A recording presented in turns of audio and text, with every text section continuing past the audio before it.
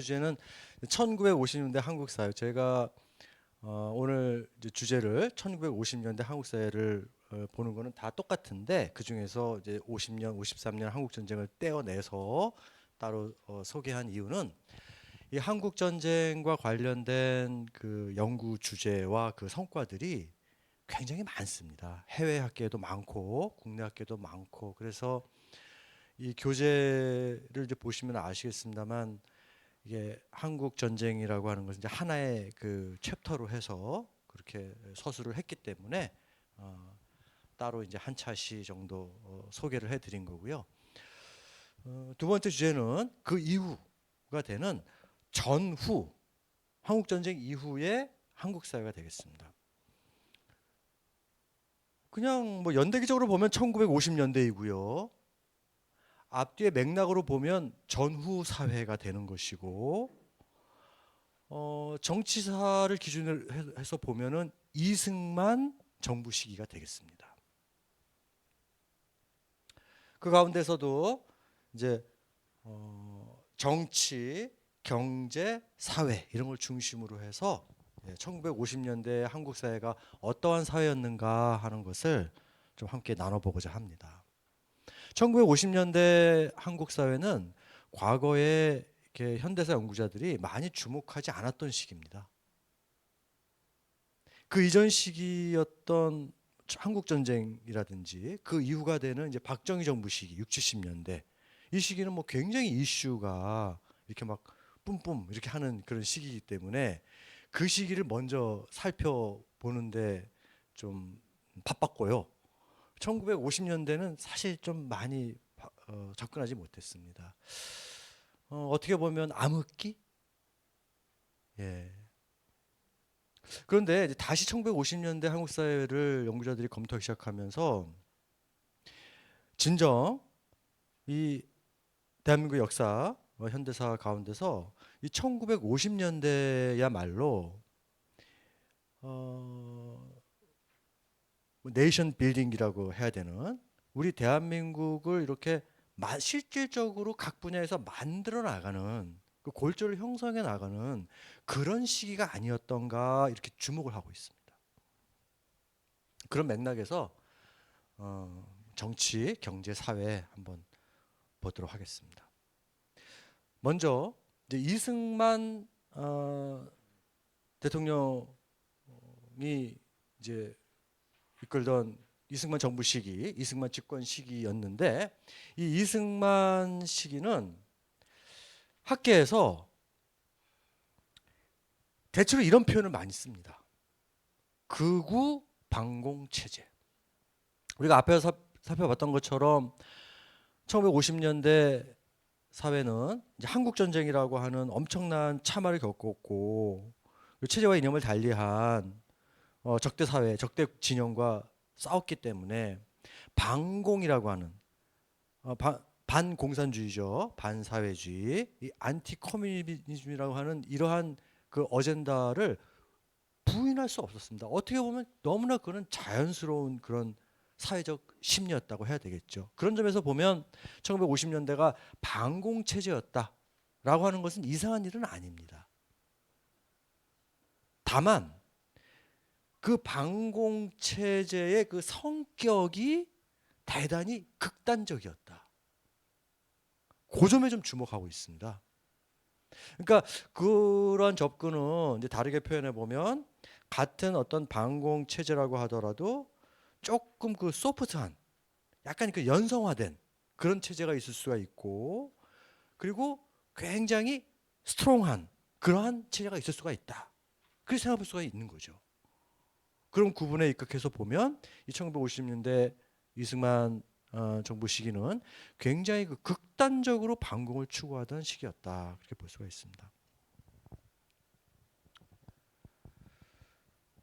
우리가 한국사 연구할 때 이제 뭐 조선 사회나 고려 사회 같은 경우에는 뭐 불교 고려 사회를 이해할 때는 불교 사상을 공부를 해야 되고 조선 사회를 이해하기 위해서는 유교 성리학을 공부해야 됩니다. 그러한 사상들이 해당 사회의 그 지도적인 주류적인 사상, 지배 이념이었기 때문에 그거를 반드시 공부해야 됩니다. 그렇지 않으면 그 사회가 이해가 어렵습니다. 근현대 사회도 마찬가지입니다. 개항기를 이해하기 위해서는 서구에서 시작된 서양의 열강에서 시작된 이른바 확장정책, 팽창주의, 제국주의 이런 거 이해해야 됩니다. 일제강점기도 마찬가지입니다. 왜 일본이 과거 중화세계 변방에 있었던 일본이 타라 입구를 추구하면서 아시아의 제국주의적인 맹주를 자처했는가? 그걸 반드시 이해를 해야 됩니다. 마찬가지로 현대사회도 40년대, 50년대, 60년대, 70년대 당시에 우리 사회를 끌고 갔던 통치 이념이죠. 지배적인 사상, 이데올로기가 무엇이었느냐. 그것을 보면 사실 많은 것들이 보이게 됩니다. 어르신들께서도 다 그렇게 살아오셨잖아요. 나는 어떻게 살 거야? 나는 무엇을 추구할 거야? 나는 무엇이 될 거야? 그렇게 생각하면서 살잖아요. 그런 점에서 보면은 이 반공이라고 하는 가치, 어떻게 보면 사상, 이념, 이데올로기인데 이게 좀 사실 독특합니다. 맥락적으로는 이해가 되지만 이 반공은 무슨 말이에요? 공산주의를 반대하는 거.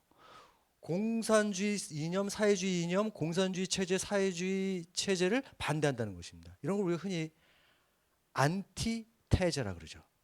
무엇을 반대하는 거. 근데 보통의 사상, 이데올로기, 이념 이런 거는요. 무엇을 추구하는 겁니다. 무엇을 지향하는 거.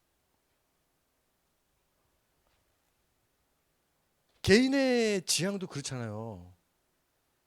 우리 학생들도 뭐 교사가 될 거야. 무슨 뭐 대기업 사원이 될 거야. 뭐 이런 식으로 뭐 무엇이 되고자 하는 그런 것을 지향하는 거지. 나는 의사가 안 될 거야. 뭐 이렇게 사는 사람은 없잖아요. 예. 그래서 사상 이념이라고 하는 측면에서 보면 사상사죠. 사상사라고 하는 측면에서 보면 현대 사회가 좀 굉장히 특이합니다. 불교 사상, 뭐 성리학 이런 거는 그런 이념을 추구한다는 거거든요. 그리고 그런 가치, 그런 원리 하에서 사회를 가꾸어 나가고 운영해 나간다고 하는 것인데 그런 지향점인데 이 반공이라고 하는 것은 무엇을 반대한다는 것이 사회의 이념이라고 하는 거죠. 그런 점이 그러니까 맥락 왜 우리 한국 사회가 한국 전쟁을 거치면서 이렇게 반공을 굉장히 강조하게 되었는가 하는 것을 우리는 역사적 맥락을 통해서 이해할 수밖에 없겠습니다. 그것이 아니라 사상사적인 맥락에서 보면 이거는 굉장히 뜬금없는 것처럼 그렇게 느껴지게 되는 거죠. 그래서 사실 역사 공부나 역사 인식이 필요한지 모르겠습니다.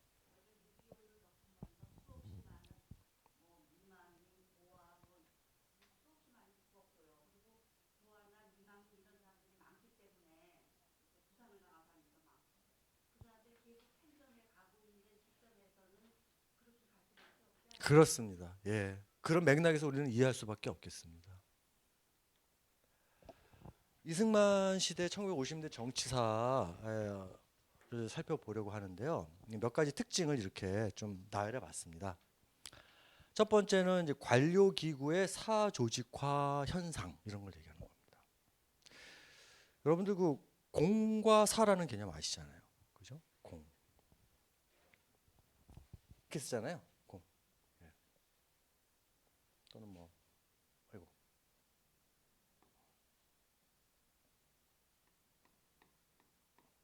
한 가지 공 이런 개념도 있습니다만 이게 이제 우리는 아시아에서는 이 공과 이 공이 조금 구별됩니다. 근데 이제 서양에서는 퍼블릭이라고 하는 개념으로 이걸 이해하는데 퍼블릭, 프라이빗. 그래서 이제 공과 사 이렇게 구분을 하지 않습니까? 이런 서양에서의 그 퍼블릭 개념이 이제 우리에게 들어오게 됩니다. 해방 이후부터 수용이 되게 됩니다. 그래서 국가적인 국가에서 관장하는 그 전체를 위해서 모두를 위해서 하는 그런 조직, 그런 집단, 공조직, 공기구 뭐 이런 식의 개념을 우리가 수용하게 되었습니다. 그리고 자신의 유익을 위해서 추구하는 것은 이제 사라고 하는 개념으로 프라이빗이라는 개념으로 이야기되었습니다. 그래서 그런 측면에서 보면 1950년대 이런 개념들이 이게 우리 사회에서 착근하기 시작하는 상황이었다는 걸 알 수 있습니다. 그런데 이 공과 사가 아까 50년대 한국 사회의 내이션 빌딩 시기라고 이렇게 본다 그랬잖아요. 대한민국의 이 첫 시작점부터 이 공과 사가 사실 명확하게 구별되지 않은 그런 모호하게 작동하기 시작했다는 데 대해서 주목하는 거죠.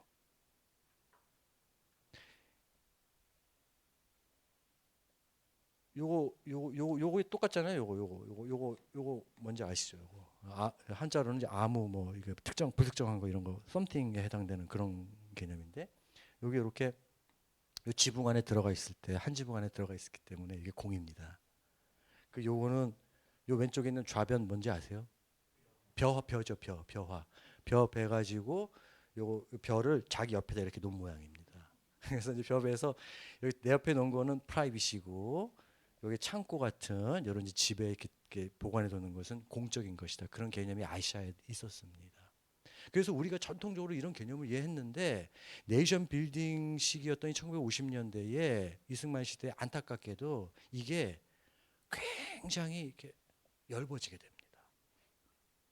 뭐 우리가 흔히 그런 얘기 많이 하잖아요. 너무 공과 사도 구별 못하냐 뭐 그런 얘기 뭐 하잖아요. 우리가 언제부터 이렇게 공과 사를 구별하지 못했을까요? 이 사실 우리 그 뭐 최근까지도 그렇습니다만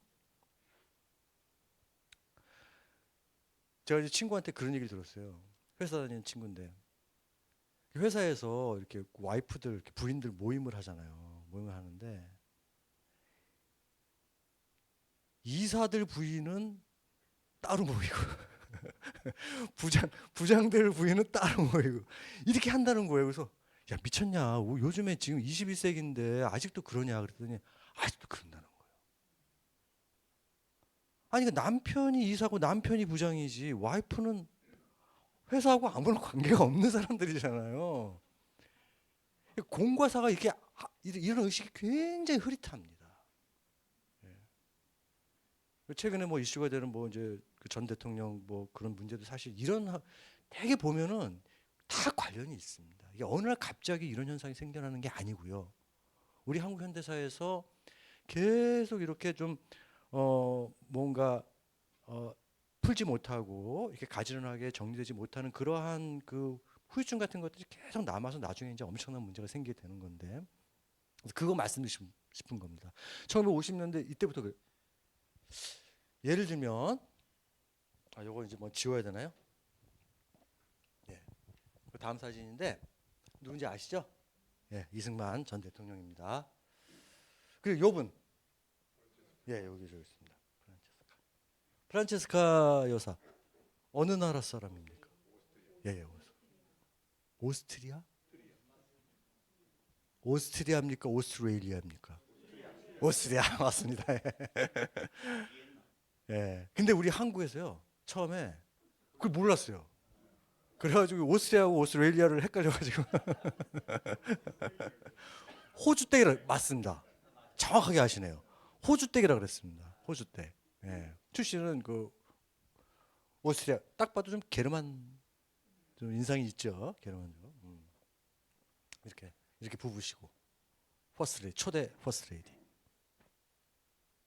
이쪽에 있는 분 이강석 저 이강석 이게 이기붕입니다. 이기붕 누구죠?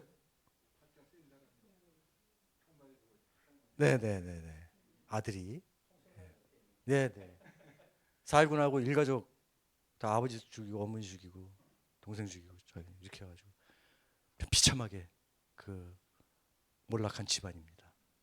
이기붕 당대 실세죠 실세 완전 실세입니다. 넘버 투 2인자 예. 미국에서 공부하고 와가지고 뭐 잠깐 이제 고급 요리점에서 지배인으로 있으면서 정계 요인들, 재계 요인들 상대로 하면서 사회적인 감수성을 키웠습니다.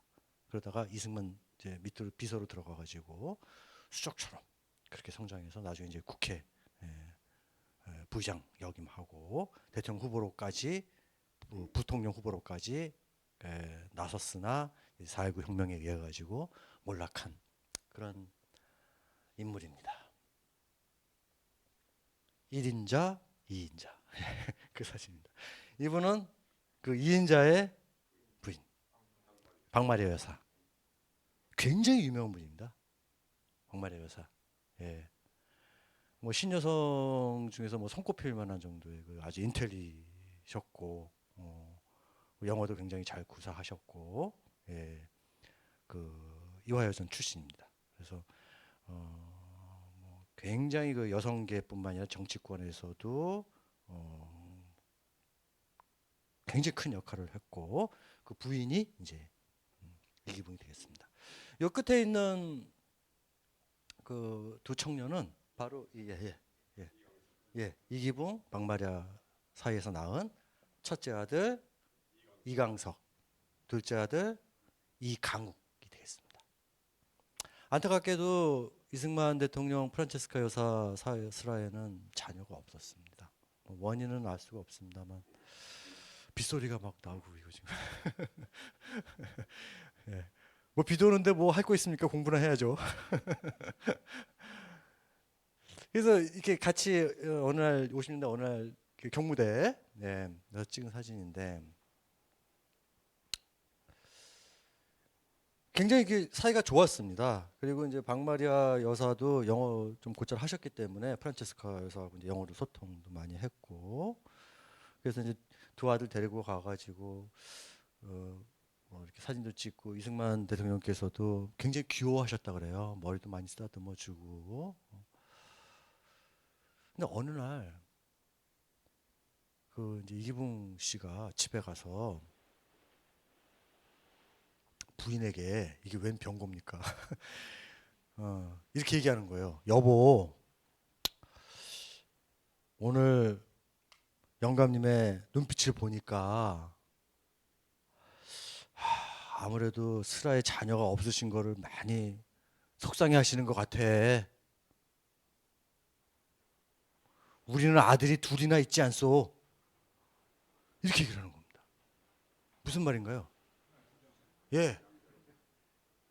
하나 드립시다. 이렇게 되는 겁니다.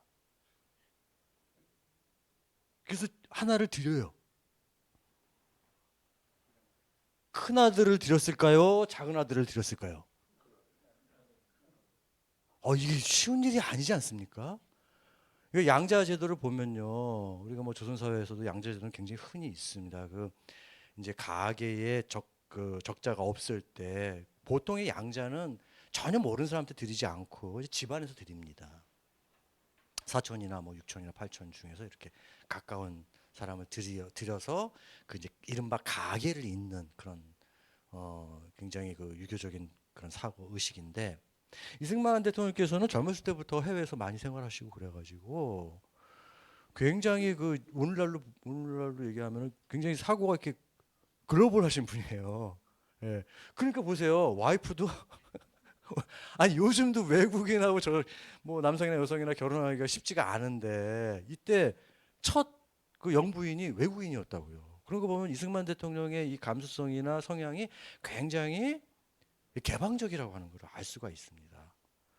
그런데 이 이기붕 씨는 이승만 대통령께서 자기 아들 중에 한 명을 원하신다고 이렇게 생각을 한 거예요. 그래가지고 진짜로 이 큰아들인 이강욱을 양자로 입장. 1957년도에 일어난 일입니다. 여기서 그런 생각도 듭니다. 이 이기붕 씨가 진짜 오른팔이구나. 그런 생각이 듭니다. 둘째 아들 드리면 되지. 맏아들을 드린다고요. 그래서 이게 참 엄청난 사건이라는 생각이 듭니다.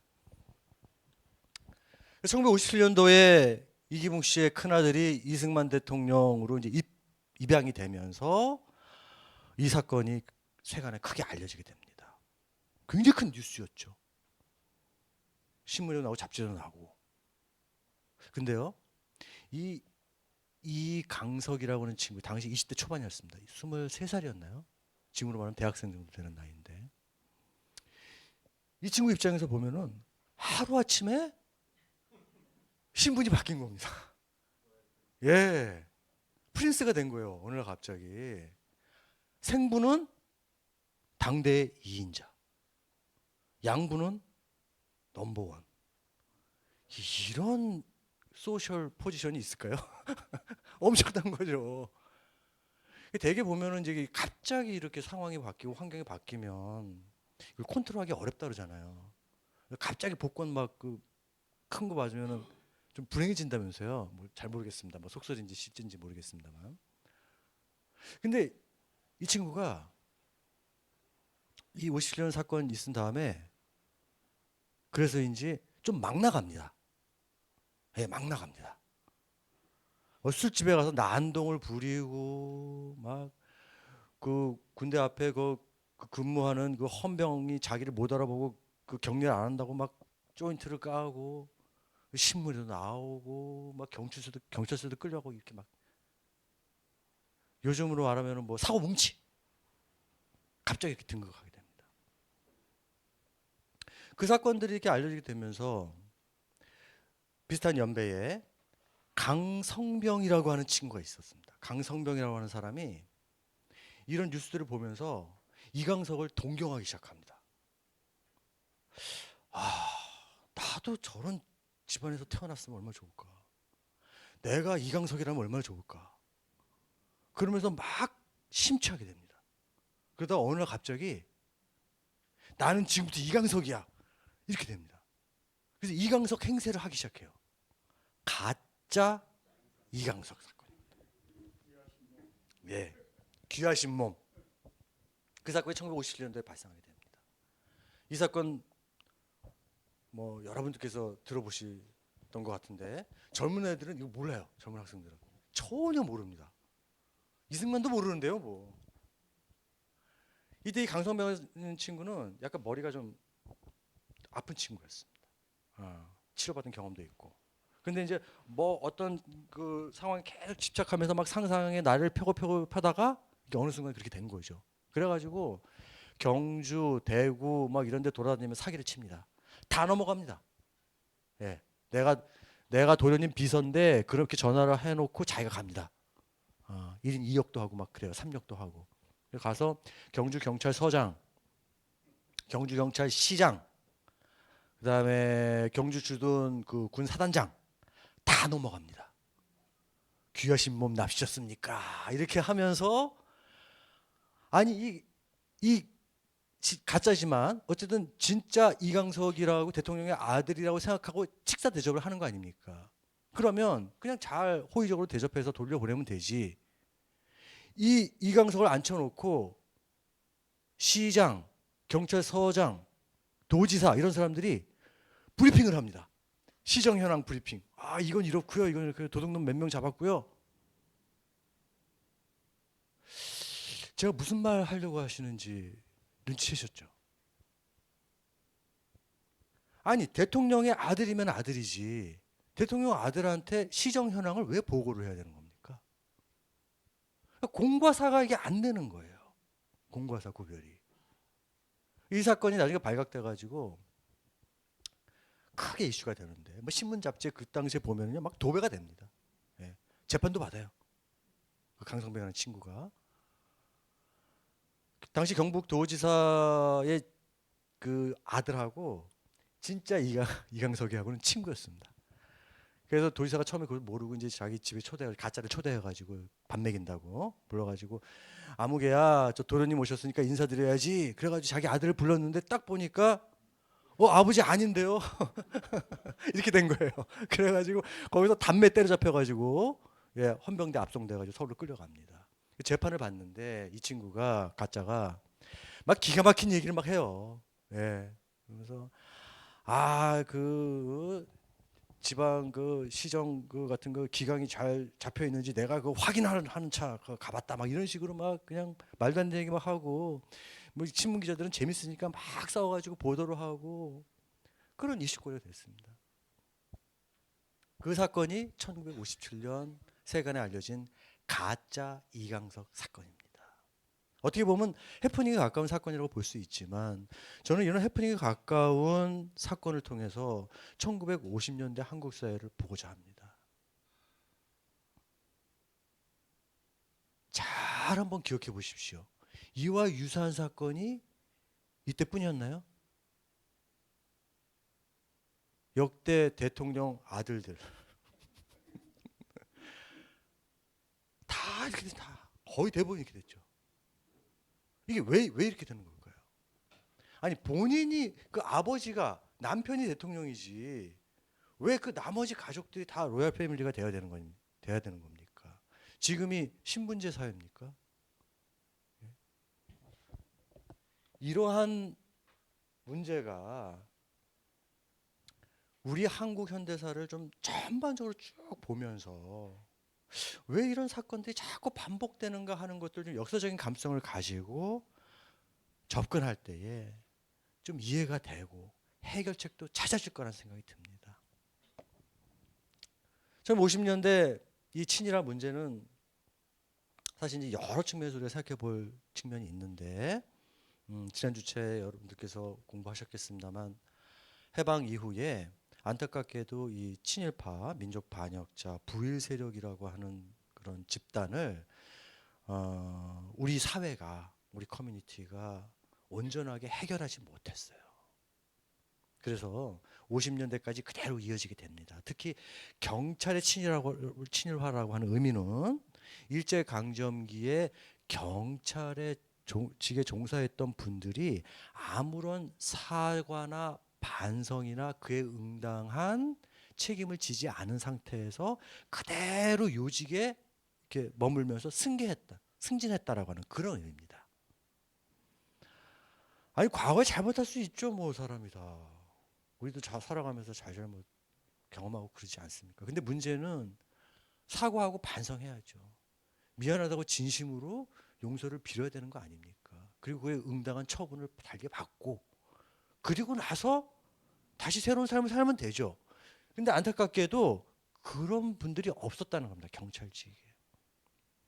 1960년대, 70년대, 80년대, 90년대 이어오면서 왜 경찰과 연관된 가혹 사건, 구타 사건, 폭행 사건 그런 것들이 왜 계속 이어질까요? 이것은 저는 명백하게 일제강점기 일본 경찰로부터 배웠던 한국 친일 경찰의 경험 때문이라고 저는 단언할 수 있습니다. 그런 못된 것들이 자꾸 전수가 된다고요. 고문하고 피의자를 어떻게 때리고 강박하고 야비하게 조롱하고 그래서 뭔가 성과를 얻어내려고 하는 그거 제국지 일본이 했던 방식이거든요. 군대 굉장히 커졌습니다. 그 다음에 정부기구나 국가기구가 어용화 요즘에는 이런 표현을 거의 안 씁니다만 뭐 익숙하시라고 생각합니다. 예. 이런 특징이 하나 발견될 수 있고요. 또 하나는 아까도 말씀드렸던 것처럼 반공 이데올로기가 상당히 강조되었습니다. 예, 전후 사회 맥락상 충분히 이해가 되는 측면이 있습니다. 또 다른 이데올로기 측면에서 보면 이승만 대통령이 잠깐 일민주의라는 걸 내세웠습니다. 근데 이게 이제 일민주의라고 하는 것은 그 실체나 이데올로기로서의 어떤 완성도 측면에서 굉장히 떨어지는 것인데 결여된 측면이 있는 것인데 뭐 그런 것입니다. 간단하게 말씀드리면 한 민족 한 국가에는 하나의 이데올로기만 있어야 된다. 뭐 그런 얘기예요. 그래서 이제 일민이라고 표현했는데 그 이후에 뭐 새로운 이제 컨텐츠 내용 같은 것들이 확보가 되지 않았어요. 그래서 이제 이데올로기적인 좀 완성도는 잠깐 떨어진다. 그 다음에 이제 반공 체제에 걸맞는 이런 이제 우익 단체를 지원하고 학교에서 반공 교육, 반공이라고 하는 교과목이 있었잖아요, 그죠? 요즘 학생들한테 그런 거 얘기하면 도저히 이해를 못합니다. 반공이라는 교과서, 반공이라는 과목이 있었다. 그러면 그래요? 그러면 깜짝 놀랍니다. 학도옥단이라는 거는 학생은 학생이고 군인은 군인인데 학생이면서 이제 군사교육을 받는 그런 이제 시스템으로 발전해 나간 거죠. 이런 것을 사회의 병영화 현상 이렇게 얘기를 합니다. 그러니까 군대가 사회와 독립되어 있고 구별되어 있는 존재로 있는 것이 아니라 군인이면서 사회인이고 사회인이면서 군인인 이런 시스템으로 가게 됐다라고 하는 거죠. 이런 이제 49년도에 나타난 이런 일련의 현상들을 통해서 우리가 생각해 보면 50년대 한국의 정치가 굉장히 크게 요동쳤고 사회적으로 정치적으로 안정되지 않았다 하는 것을 알 수가 있겠습니다. 뭐 굉장히 하나하나마다 엄청나게 큰 사건이지만 시간관계상 일일이 소개해드리지 못합니다. 이건 1950년대를 관통하는 주요한 정치적 사건인데요. 사실 뭐 다른 표현이 없어가지고 조금 그렇습니다. 이게 파행적이라고 하는 표현 사실 뭐 쓰면 좀 안 되는 표현이라고 생각되는데 관용적으로 지금 좀 쓰고 있습니다만, 되게 짝수년도에 이렇게 이런 사건들이 많이 발생했습니다. 부산 정치파동 1952년이니까 어떤 시기죠? 전쟁 시기입니다. 전쟁 시기. 전쟁 시기에 수도 서울을 부산으로 이렇게 옮겼죠. 그래서 임시 수도로서 부산이 기능했습니다. 그때 일어난 정치적 파동 사건입니다. 이승만 대통령께서 연임을 하고 싶었는데 당시 이제 헌법상 그것이 불가능했기 때문에 이제 직선제로 그거를 바꾸고자 했던 거죠. 그러니까 간선제로 제1대 1948년도에 국회의원들에 의해서 선출이 되셨지만 이 제2대 국회가 반이승만적인 성향이 강한 의원들이 많이 진출했기 때문에 자신이 없었어요. 그래가지고 이제 비상시기인 전쟁 상황이니까 직선제로 개헌을 한다면 국민들 다수가 나를 지지할 것이다 이렇게 생각을 하고 직선제로 개헌을 추구했는데 야당들이 적극적으로 반대를 했습니다. 그런데 이거를 이렇게 정치적인 대화나 타협을 통해서 원만하게 해결하지 못하고 힘에 의해서 난폭하게 이거를 관철시키려고 했죠. 국회 무술경위를 동원해가지고 야당 의원들 막 매다 꽂고 이런 방식으로 폭력적으로 관철시켰기 때문에 이 사건을 부산 정치 파동이라고 이야기합니다. 오늘날에도 한국 정치가 그렇게 점잖지 않죠. 대립과 갈등이 심하고 모욕하고 뭐 망신주고 함부로 말하고 이게 어느 날 갑자기 생긴 괴상한 전통은 아닙니다. 상당히 뿌리 깊었다고 볼 수 있습니다. 우리 한국 정치의 초기부터 이런 현상들이 나타난 거죠. 1954년 4.4 5.18 개헌 다 아시죠? 예, 굳이 설명드리지 않겠습니다. 제조기관 3분의 2 이상으로 돼야지만 136표를 얻어야 되는데 135표가 나왔어요. 그래가지고 부결된 것으로 처음에 선언했는데 자유당 측에서 당시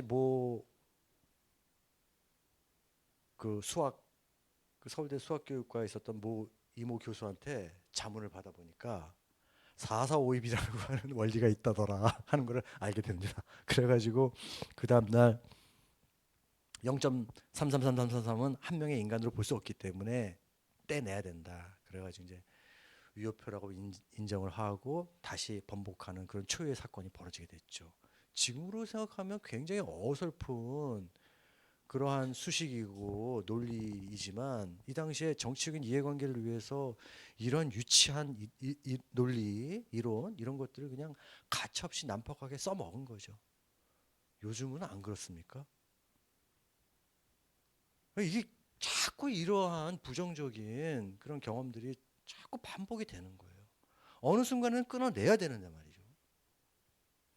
1956년도 정 부통령 선거 당시에 이제 이러한 정치 파동을 겪으면서 이승만 대통령께서 당선됐죠. 이때 그 해공신익 선생 야당 대통령 후보로 나오셨지만 이제 55년 민주당이 결성되고 그 다음에 야당의 후보로 단일화된 야당 후보로서 민주당 대선 후보로서 나왔는데 유세 과정 속에서 급사하셨죠. 예. 조병옥 선생이 또 처음에 나왔다가 그다음에 신익 선생 뭐 이렇게 됐는데 이때의 20%를 받았던 건 추모표입니다. 추모표. 돌아가신 분한테 추모표를 던졌어요. 이게 한국 유권자들의 굉장히 특이한 감성이 있지만 사실 민주당이 정치적인 이해관계로 따지면 이거 사표에 불과한 것인데 그렇게 독려할 이유는 없었던 거죠. 그럼에도 불구하고 민주당이 왜 추모표를 달라고 사표를 자처했느냐. 조봉암, 진보당이라고 하는 조봉암 후보에게 표가 몰리는 것을 방지하기 위해서 추모표를 요구했던 겁니다. 1955년도에 이제 이승만 대통령을 지지하는 자유당이 있었고, 같은 해에 보수적 성향의 야당이 집결한 민주당이 등장하게 됩니다. 오늘날에도 그 민주당 똑같죠, 이름이. 그래서 오늘날 민주당이 그 자기의 계보의 시작이 바로 그 55년 민주당이라고 주장을 하는 건데, 어쨌든 둘 다 보수적인 정당입니다. 친 이승만이냐 반 이승만이냐 그 차이입니다. 그리고 제3정당이라고 할 수 있는 진보당의 당수가 바로 조봉암 선생이었습니다. 조봉암 선생은 일제강점기에 공산주의 사회주의 활동을 했지만 미군 정시기에 전향을 하고 이승만 대통령 집권 초대 정부 시기에 농림부 장관을 역임했던 인물입니다. 정치적 생활을 보면 가파르게 변신을 했지만 이 시점에서의 그 조봉암은 좌와 우를 폭넓게 아우르는 그런 진보적 성향의 정치 지도자로서 스스로의 정체성을 그렇게 규정했습니다. 그런데 이 조봉암 선생이 부각되면 민주당의 입장에서는 굉장히 정치적으로 타격을 입는다고 생각해서 돌아가신 후보한테 추모표를 던져달라고 요구를 하게 된 거죠. 그래서 이런 결과값이 나오게 된 겁니다. 조봉암 선생에 대한 지지도 만만치 않았다는 걸 알 수가 있습니다. 어떻게 보면 우리 한국 정치사에서 풍요로웠던 시기가 아니었나 그렇게 생각을 합니다. 보수 야당이 둘이나 있었고요. 진보 정당도 활동을 하면서 만만치 않은 지지를 받았으니까요. 좌가 있으면 우가 있는 것이고 우가 있으면 좌가 있는 것이겠죠. 좌는 우를 전제한 개념이고 우는 좌를 전제한 개념입니다. 근데 사실 대등한 개념은 아니에요. 왜냐? 이 우라는 거 오른쪽 이걸 왜 오른손이라고 합니까? 이걸 왜 오른손이라고 그러죠? 이 손이 옳다는 거잖아요. 옳다. 영어로 right잖아, right. 옳다. 왜 그런 거죠? 왜 이게 right고 이게 왜 오른손입니까? 왜 이게 오른쪽입니까? 예. 대다수가 오른손잡이입니다. 이 when이라고 하는 거는 그런 의미가 있습니다. 소수, 그다음에 약간 이렇게 정상태가 아닌 거 그런 의미가 있습니다. 이게 다수와 소수의 문제입니다, 사실은. 그런데 명백한 거는 오른쪽이 있으면 왼쪽이 있다는 것이고 왼쪽이 있으면 오른쪽이 있다는 것입니다. 어느 한쪽만은 이거 기형적인 거죠. 그래서 우리가 정치사의 풍요로움을 이해할 때 진보와 보수, 우익과 좌익이 조금 서로 경쟁하면서 서로 기능하면서 이렇게 해결해 나가는 과정을 보일 때 이상적이라고 얘기를 하는 겁니다. 이게 1955년도에 이런 체제가 딱 형성이 되었다고요. 같은 해 1955년도에 일본에서는요. 55년 체제를 불리우는 그때부터 시작해서 지금까지 변하지 않는 독특한 정치 시스템이 형성이 됩니다. 55년도에 자민당, 자민당이 시작이 됩니다. 그때부터 시작해가지고 지금까지 자민당 독주 체제입니다. 나머지 군소정당이 이합집산을 거듭하긴 했습니다만 이 큰 흐름은 절대 변하지 않아요. 그래서 국제정치학자들이 일본의 정치를 굉장히 후진 체제라고 얘기합니다. 너무나 이게 단조롭고 후지고 변화가 없거든요. 어떤 역동성이 있습니까? 그에 비해서 우리 한국의 정치사는 굉장히 역동적이죠. 예. 쿠데타, 혁명, 탄핵, 반드시 좋은 건 아니겠습니다만, 어쨌든 그 풍요로운 그런 것들이 있다는 거죠. 뭔가 생명력이 있다는 거죠. 그래서 지금 보수와 진보의 갈등, 뭐 좌우의 갈등 이렇게 해서 너무 이렇게 부담스럽다. 너무 이거 정말 한국 정치가 너무 극단적으로 가는 거 아니냐 이렇게 뭐 우려하시는 마음도 있으실 거고 저도 충분히 공감을 합니다만 또 어떻게 보면 말이죠. 다 이게 또 어떤 하나의 과정이라고 생각할 수도 있습니다. 예. 또 그런 이제 풍요로운 대립 갈등 속에서 어떠한 이제 모델이나 방향각들을 잡아 나가겠죠. 우리 역사가 그래 왔습니다.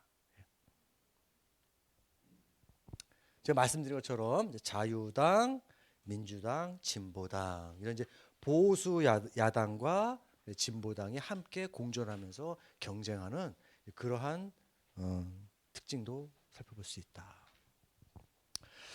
다음으로는 1950년대의 경제 좀 한번 보겠습니다. 경제사. 1950년대 한국 경제는 이렇게 원조 경제라고 하는 개념으로 인식합니다. 원조 경제. 원조에 의해서 나라 경제가 지탱됐다는 거죠. 1950년, 53년 한국 전쟁을 거치면서 우리 한국은 절단이 났죠. 경제도 완전히 그냥 절단이 났고 나라 국부라고 하는 거, 재정이라는 것이요. 회계상 0이었습니다. 회계상. 아무것도 없었습니다. 누군가의 호의적인 도움이 있지 않고서는 나라 경제가 지탱될 수 없는 그런 상황에서 미국의 경제 원조에 의해서 한국 경제가 자리를 잡아나가기 시작했으므로 그러한 상황을 원조 경제라고 하는 개념으로 인식하게 되는 거죠. 우리는 헐벗고 굶주렸고 아무것도 가진 게 없었기 때문에 미국이 제공하는 이런 원조에 큰 도움이 되었습니다. 미국은요, 특히 이제 국내법, 퍼블릭 로우 480이라고 하는 국내법에 의해서 법적 근거를 가지고 체계적으로 한국에 대한 원조를 실시했습니다. 그냥 뭐 대통령이 원조해 뭐 그래가지고 뭐 그렇게 해도 되는 게 아니고요. 국내법에서 체계적으로 그렇게 됐습니다. 어떻게 어느 만큼 무엇을 위해서 이런 것들을 정교하게 설계하면서 원조가 이루어지는 거죠. 원조를 우리가 제공받았으면 원조를 제공한 나라가 있고 제공받은 나라가 있는 것입니다. 그 양자 관계에서 이 원조 경제라고 하는 것이 형성이 되므로 우리는 동시에 미국은 왜 이 시기에 우리에게 원조를 제공했을까 하는 것을 묻지 않을 수 없습니다. 원조의 목적이죠. 우리는 먹고 살 게 없었기 때문에 미국이 제공하는 원조 물자들 그런 거 가지고 밀가루 이런 거 가지고 끼니를 연명했기 때문에 사실 이렇게 원조를 제공한 측의 목적이 안보적인 측면, 군사적인 측면 이런 것이 있다라고 뭐 그런 쪽으로 잘 생각하게 되지는 않죠. 그렇지만 미국 입장에서는 명백하게 이런 정확한 목적의식에 기초해가지고 체계적으로 이 원조를 정책을 추진했던 것입니다. 우리나라뿐만이 아니라요. 이세전 이후에 제3세계 많은 나라들에 대해서도 그렇게 했습니다. 이때 우리가 원조를 받았던 나라에서 오늘날은 어떻게 됐습니까? 원조를 제공하는 나라가 됐습니다. 그것도 굉장히 많이 합니다. 굉장히 많이 합니다. 각종 국제기구나 유엔을 통해서 많이 하는 그런 나라가 되었습니다. 우리 할머니 할아버지들의 어릴 적 모습입니다. 예. 네. 밀가루나 뭐 이런 걸 받으려고 이렇게 엄마가 시켜가지고 줄 서 있는 모습입니다. 무엇을 우리가 제공받았냐면요. 혹시 본인 아니십니까?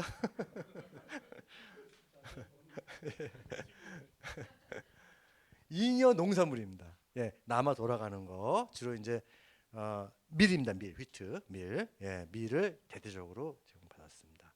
밀뿐만이 아니라 그래서 밀을 이렇게 가루로 만든 거 그걸 제분이죠. 밀가루, 제분. 그다음에 또 원당, 예, 설탕.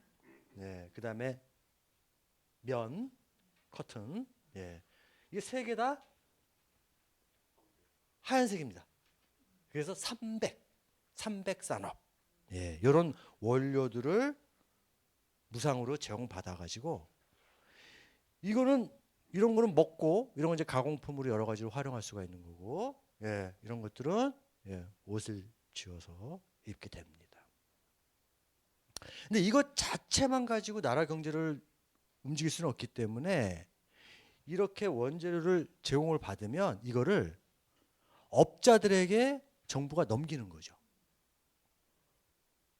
돈이 있는 업자들, 실업가들, 자본가들이죠.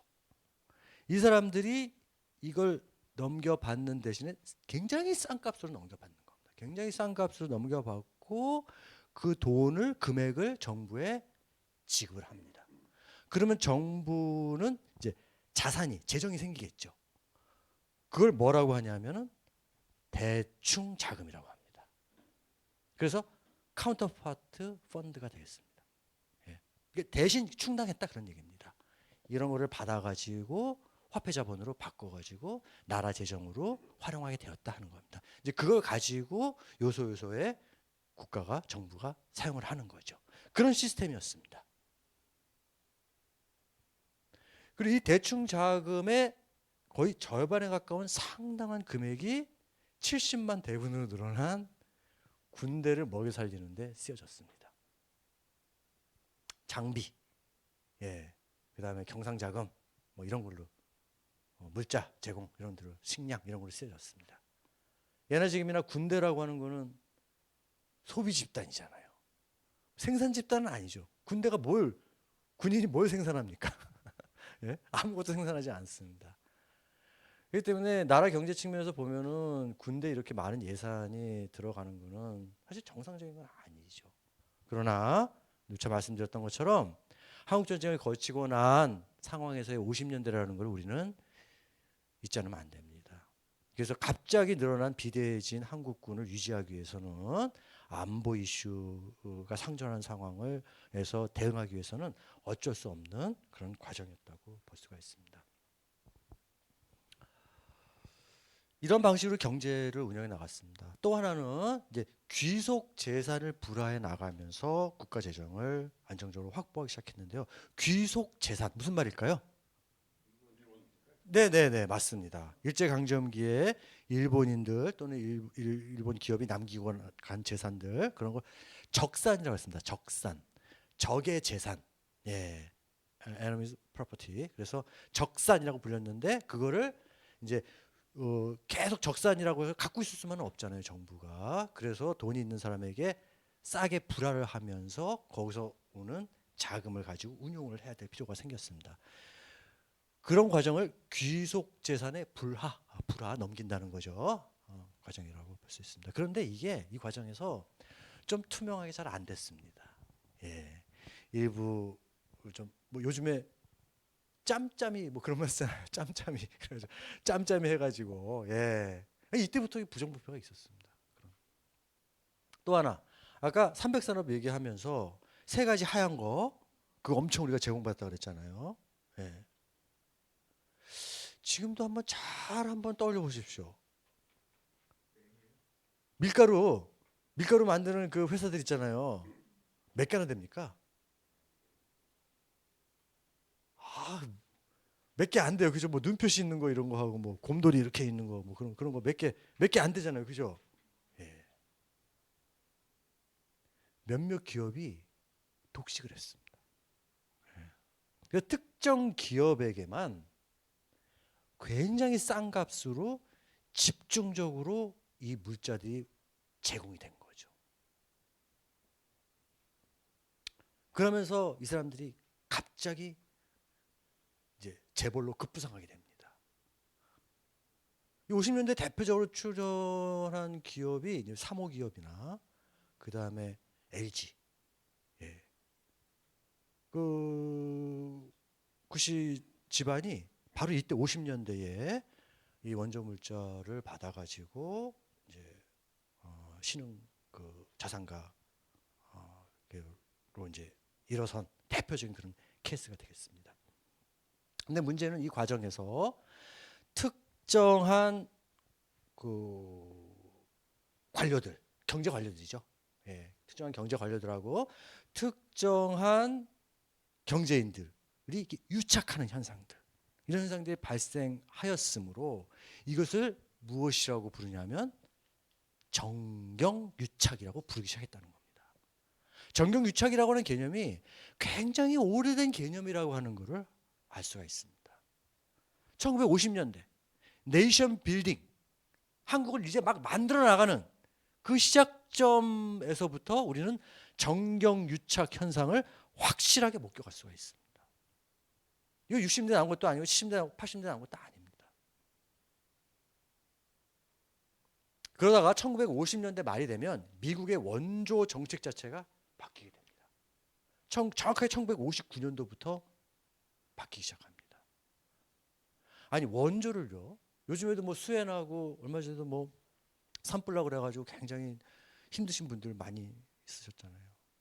근데 우리가 다 뭐 도네이션도 하고 지원도 하고 뭐 이렇게 성금도 모으고 하잖아요. 요즘에는 뭐 제공합니까 그분들한테? 예? 집 제공하죠. 집. 예, 집 제공하고. 그다음에 심지어는 이제 뭐 젊은 그 청년들이 있는 데는 일자리 같은 것도 알선해 줍니다. 예. 그런 식으로 이제 원조의 그 방식이 달라져요. 근데 잘 기억해 보세요. 예전에는 뭐 지원했습니까? 수혜 민 나오고 그러면 뭐 줬어요? 집지라고 예, 그런 것도 주고 또 옷가지, 라면, 그죠? 국수 뭐 이런 거. 예, 연탄. 제가 무슨 얘기 하려고 하는지 눈치채셨죠?